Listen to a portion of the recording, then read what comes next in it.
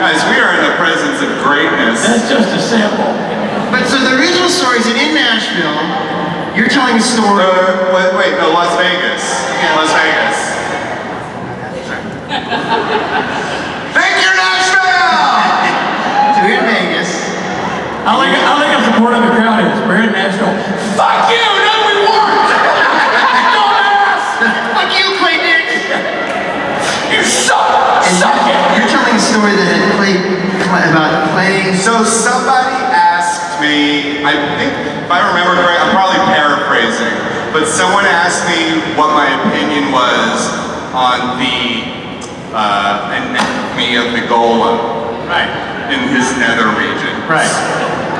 And Clay Dix. I mean, Clay Dix is the answer. And so part of the setup was, that's an honest question by an interested fan in your panel. We don't hear the question. We just come into the backstage area and hear you talking about Clay Dix. Clay Dix. You know, we hear no setup whatsoever. And we all look at each other and we say, kudos. This is one line of conversation. And Richard, don't you immediately say, you know, that's actually Rob Benedict's alter ego? Yeah, it sounds like Rob Benedict country music alter ego, Clay Dix. The country singer, yeah, Clay Dix. There you have it. Won season 3 of American Idol, actually. That's right. Yeah. Really good. Yeah, exactly. He only had one song.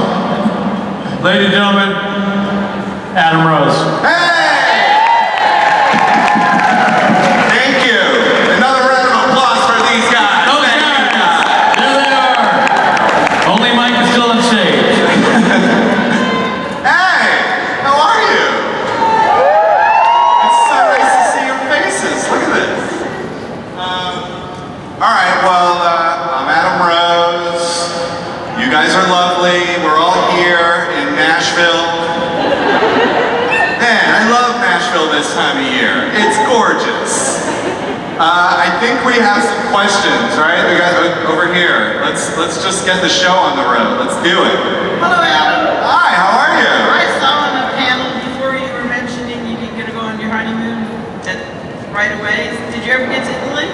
So you know what? We are actually going to Italy on October 11th. Yeah. So if any of you guys have Italy tips, please tweet me them or message me them.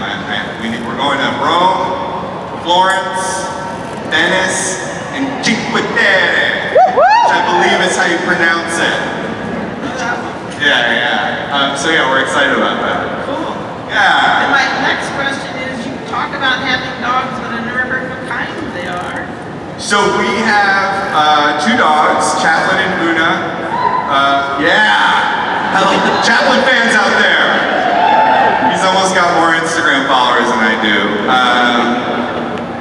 Okay, so Chaplin, who we got first, is a pit mix. Pit bull mixture between like Dane, Bulldog, Boxer. He's probably got a bunch of different stuff in him.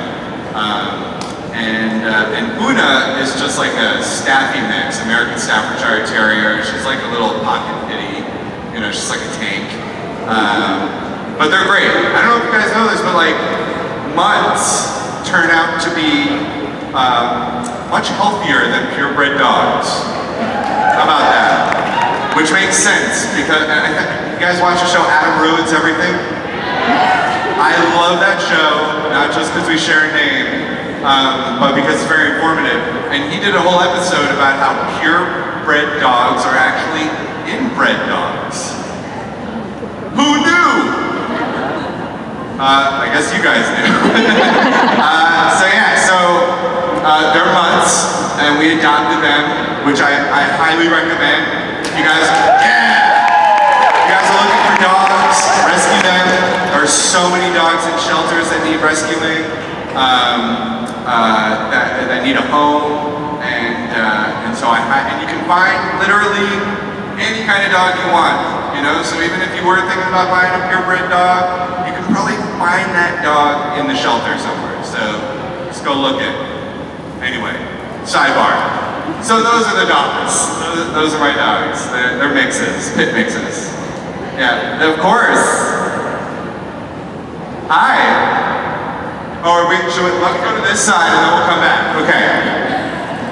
Hi, Adam. I'm Annie. Hi, Ann. How are you? Did you say Annie? Hi, Annie. Ann. And I love you. I love you. We love you. I love you. We love you. So, my Here, I give you a hug.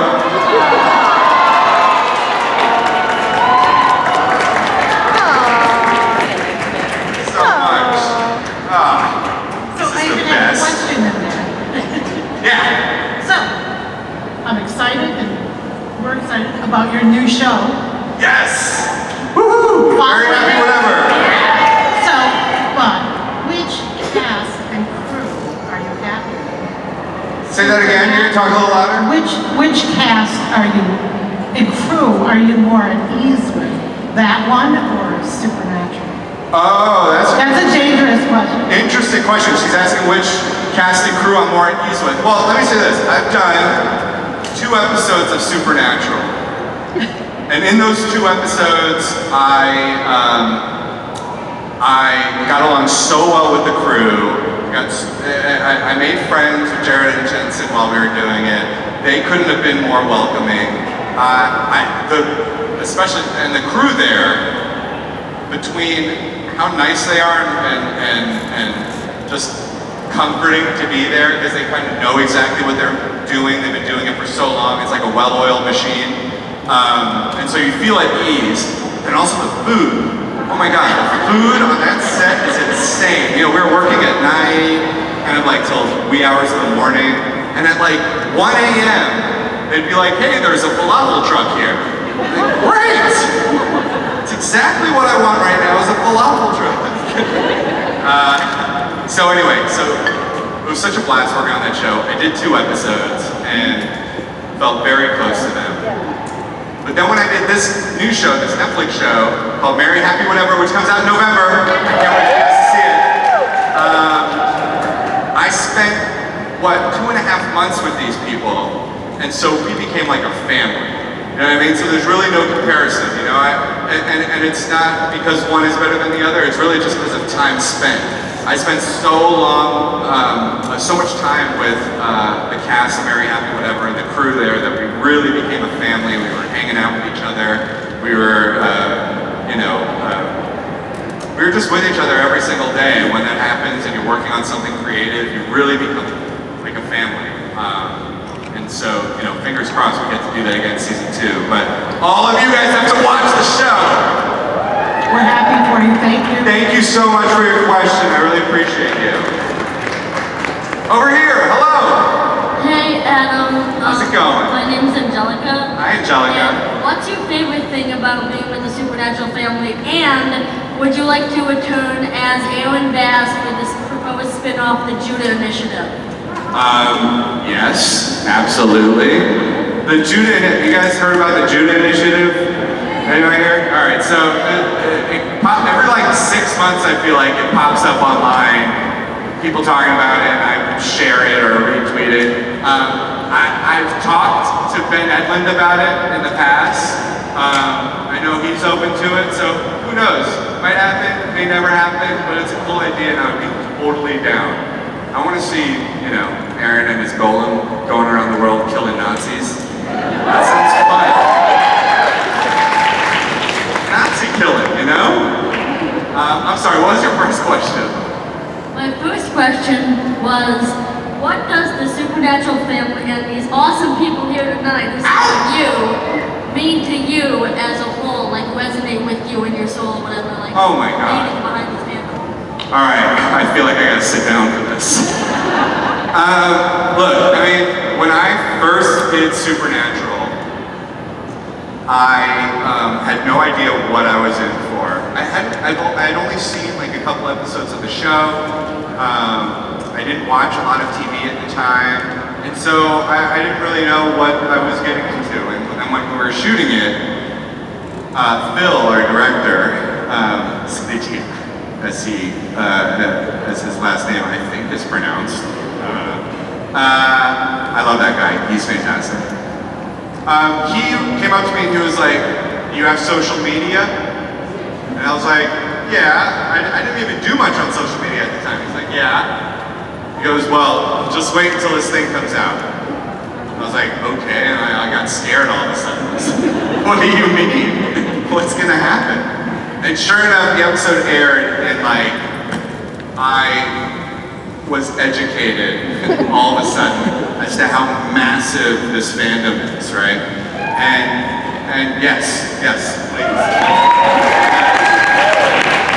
And then in the subsequent weeks and months after that, I realized the power of that fandom. You know, I had no idea how much doing one episode of a television show at the time was gonna completely change my life, right?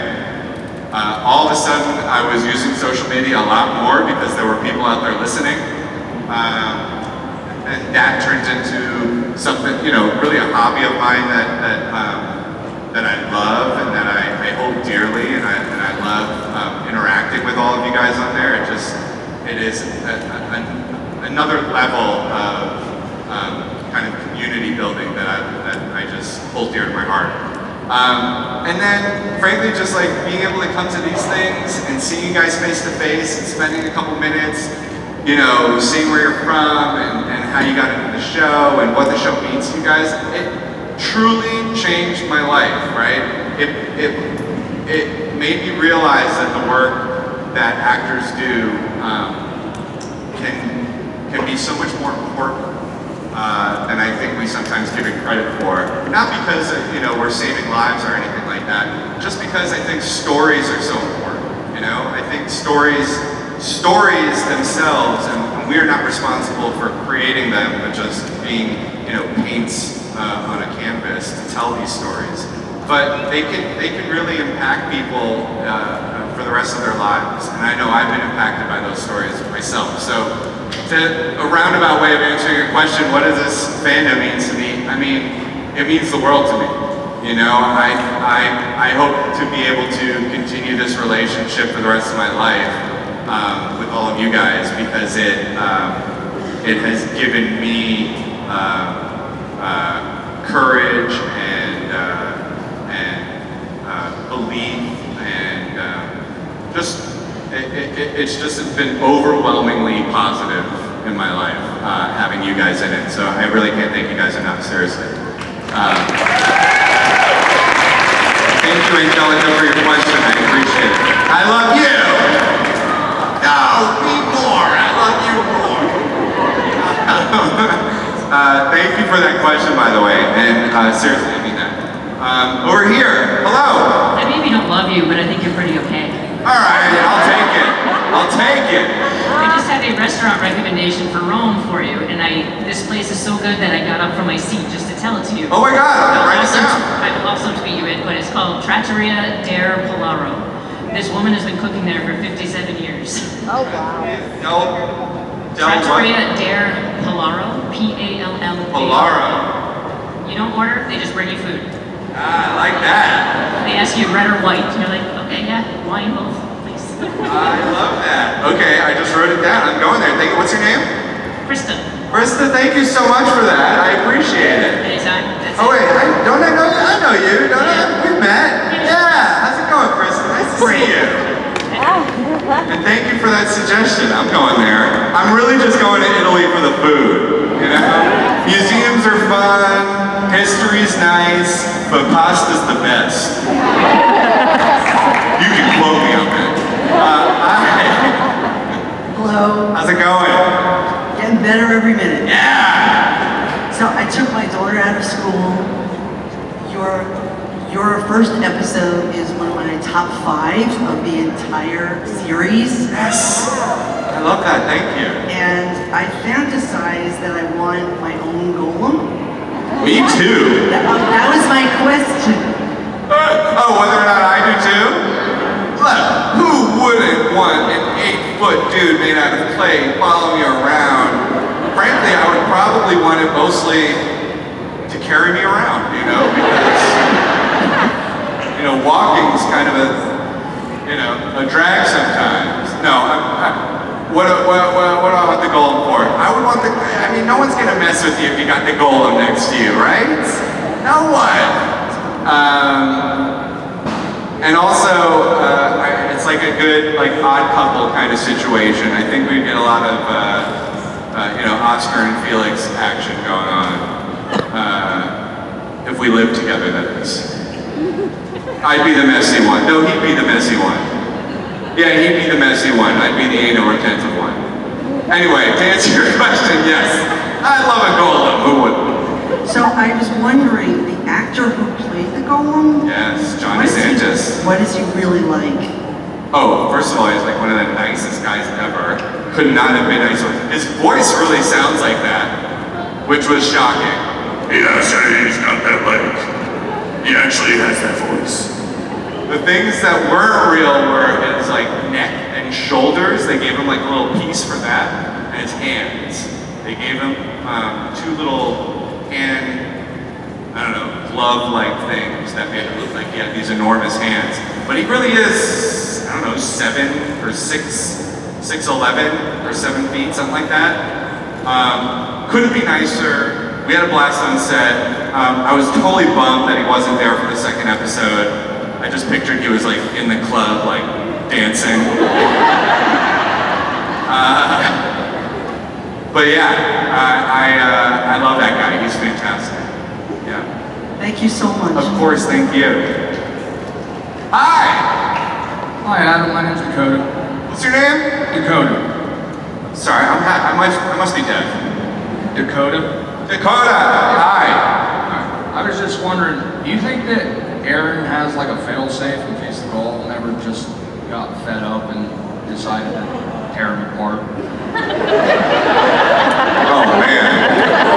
Is there a safe word or something like that?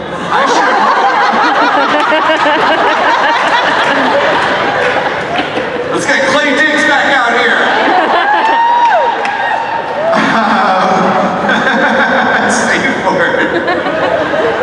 I would like to think that there is some, like the opposite of Yuthalhumbi, right? Which was take charge, and that's what kind of like got him, you know, in action or whatever. So I like to think that there's some sort of opposite, like have a seat. Stop taking charge and take a nap. So yeah. I like the idea though. The safe word is hilarious. Also, I was wondering Oh, yeah. if you were going to be doing any more vlogs coming up. Oh man, that's Where did good. you get Have it? you guys ever watched my vlog? Maybe yes? Yeah? I haven't made a vlog since, what is it, February or something like that. The show that I was doing for Netflix definitely kind of, I don't know, kept me busy for a little while. I did a bunch of filming between then and now that I've yet to kind of compile into a vlog. So I guess my answer is, I have not posted my last YouTube video. I just don't know when the next time I'm going to post a vlog is. I've been sort of using my Instagram as my vlog recently. But you know what? If I hear that people miss it often enough, I'll definitely make another one. I appreciate you bringing it up. All right, love you, brother. Love you, man. Yeah. Hello. My question is, if you could play one other character on Supernatural, who would you play? Castiel. I mean, I feel like I may have answered this before one time, but it's really just the trench coat. I love that trench coat. I want to wear that trench coat. I would like to play a character that wears any kind of trench coat, really. There's just something about having a jacket that goes past your knees that just makes anyone feel cool. Am I wrong? No? Is this just me? It's the closest thing we get in society that's acceptable to having a cape. Maybe that's just me, I don't know. Anyway, I feel like I'm off topic. Castiel's who I play. There's also something very ominous about the trench coat. Like, it's something, like, it's cool. There is something like mysterious, like what's he got under there? What's he selling? One of these things? Clay dicks? Always comes back with clay dicks, doesn't it? Yeah. Yeah, that's my answer. I feel like that's everybody's answer, isn't it? Yeah, maybe? Thank you. Thank you so much. Hello! Hi, Adam. Hi. You are hilarious, just so you know. What's that? Sorry? I said I you're can't hear. hilarious, just I'm so sorry. you know. I'm gonna make you repeat it one more time. I said you're hilarious, just so you know. Oh, thank you. I'm hilarious and I can't hear. But going back to having your own golem, all you have to do is follow Jared around. I don't think anyone's gonna mess with you. With someone who says that. You're not wrong. You're not wrong. But I know you were only on the show for 2 episodes, but everyone knows that there's a lot of pranks and shenanigans that go on set. Were you a part of any? Did anything happen to you, or did you witness any? Yes. I'm sure you guys have heard this story. At least some of you have heard this story if you've been to any of the other cons that I've been to. Because I feel like this always ends up coming up. I'm going to tell the story again. Because, you know, I feel like it's sort of tangential to clay dicks. All right, so to be explained. There's a scene when Jared and Jensen are discussing how they're gonna take care of me in the golem, basically. Not take care of us, like get rid of us, basically. And I come in, and I'm trying to be all tough, and I'm like, you know, that's my goal. Like, if anyone's gonna deal with him, it's gonna be me, you know? And I'm supposed to, like, be intimidating to Jensen, which is difficult to say the least. But anyway, we're in like this like heated moment, you know, we've got this exchange, I'm looking at Jensen, right? And above Jensen's shoulder comes Jared. And granted, we're doing my coverage, which means the camera's pointed at me right now, right? And so they don't really have to keep a straight face, I do. So Jared, you know, rises from behind Jensen, and he's holding a piece of paper with a drawing on it that looks like, it looks like this, right? And he's making obscene gestures. I won't do them because I feel like it'll turn into a GIF or something. I don't need that GIF going. And of course, I just crack up and I can't stop. I burst out laughing. And this was, I think, on like already the 4th or 5th take. And you know, I'm just a guest star on this show. They don't have time for me to be like dilly-dallying. The crew, of course, they're used to it, so they get it. But it was it was hilarious, and I think it ended up on the gag reel. Did it end up on the gag reel? I don't think what Jared was doing ended up on there, but I think my coverage of it ended up on the gag reel for season 8. So that was it, and afterwards, Phil was like, "Oh, that means they like you." I was like, "Oh, okay." Funny way of showing it. Okay. So now, Yeah, Jensen and Jared say if they don't prank you, they don't like you. Yeah, I got lucky. Thank you. Thank you so much. Yeah. Hi. Oh, over here. Hello. Yeah, I guess I'm it. I love your photography. Thank you. When you posted on Instagram, I was wondering if you had any plans to publish or do it professionally. Well, first of all, thank you so much for saying that. I really appreciate it. I love photography. Went around that time when social media became kind of more important to me, and I realized all the things I could get out of it, personally, professionally, all those things. It helped me discover new hobbies that I enjoy, like photography. once I got on Instagram, I felt kind of a desire to start thinking a little bit more about the images I was posting. And then I got my first real camera, and then I was just kind of off to the races, and I started taking lots of pictures, and it became a big part of my life, right? Just taking pictures. I got the new iPhone just to take pictures with it. Here, I'm gonna take a picture of you guys real quick. Actually, let's do it. I'm still answering your question, but I want to do a little video first. Here. All right. Ready for this? Here we go.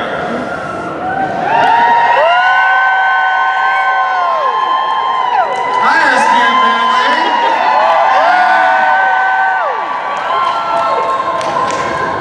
That's for me. All right. So as far as publishing goes, I don't know. I've thought about it. I don't know. There is a part of me that would love to be able to put some of my photography up on my walls, which I haven't done yet. Maybe other people might like to do that too. So yeah, it's something I think about for sure. So if it's something you guys would like, please again, like tweet me, message me. If I feel like a bunch of people would like that, then I would definitely do it. Thank you. Thank you.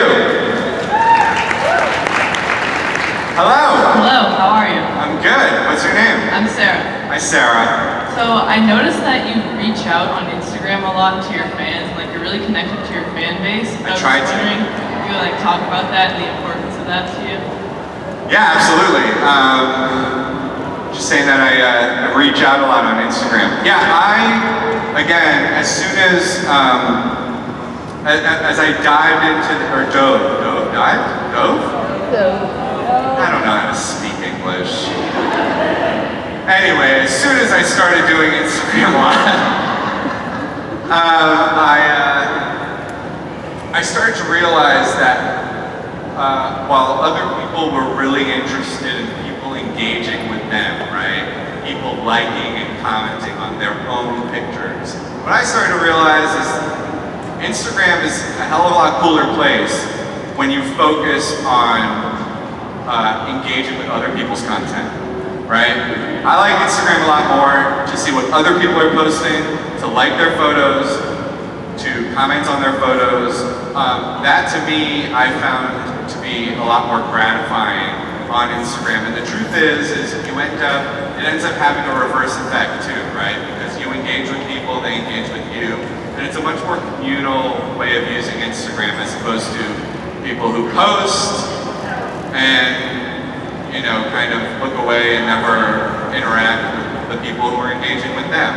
To me, Instagram really is a community. It's not just like a website for me to post what I'm up to.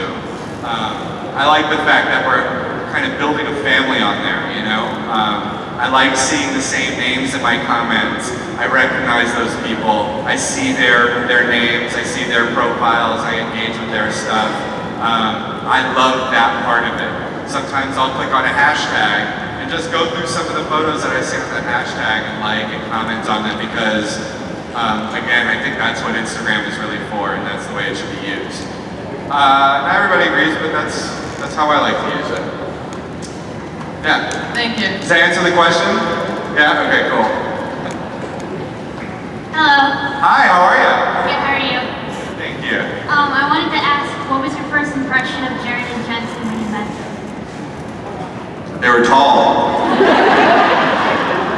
A lot taller than I thought they were. Usually you meet actors and they're like a foot shorter than you thought they were. I did a movie called Up in the Air, and yeah, oh yeah, I love that movie too. And I thought George Clooney was probably going to be 6 feet, 6'2", something like that. I don't know why. Just in the, when you watch people in the movies, especially when they're leading men, you just assume they're tall. And then I met George Clooney, and I was the same height as him. And I thought, yes! Thank God. There's hope. So yeah, Jared and Jensen, I mean, yes, they're tall, but they also just could not have been nicer. They were welcoming. that was really the biggest thing for me on a show like that, right? It had been on for 8 years at that point. When you are jumping on a set of a show that has been on for so long, and these people have spent almost a decade together, you don't expect to be kind of welcomed. You know, you expect not for them to be unwelcoming, but just for them to kind of be doing their thing. It's a job, they're in, they're out. Hey, how's it going? All right, bye. But I got on that set and they could not have been more just like bringing me in, messing with me, doing pranks and stuff. That is how a guest actor on a show can all of a sudden feel like they're part of the family. And the truth is they're really smart for doing that because it probably makes all these people that visit their show do a hell of a lot better, right? The more comfortable you are, the better work they can do. And so it's nice of them. They are good people, clearly, but it's also so smart of them when you are the leads of a show to make sure to realize that you set the tone, right? Jared and Jensen truly set the tone for that set, and it all starts with them. And so as a result, everybody on that set is just nice, welcoming, they're ready to work, they don't dilly-dally, but they also have fun, and they're not afraid of that, and they laugh. Those are all things you want to find when you're visiting a set. And so, you know, that's why I think most actors jump at the chance to come back to that show because of the environment that they've created there. Thank you. Of course. Hi. I'm back. Hello. Sorry, I just have one more question. Please. By the time you appeared in the first episode, Yeah. the character played by Hal Linden had already died. Yes. Okay, but while you were both in the same episode, was there any interaction between the two of you off stage? So here's a funny story. I'm gonna tell you a funny story. When I was 13 years old, okay, I had started acting when I was 8 or 9. When I was 13 years old, I did a couple productions of a play called The Gathering.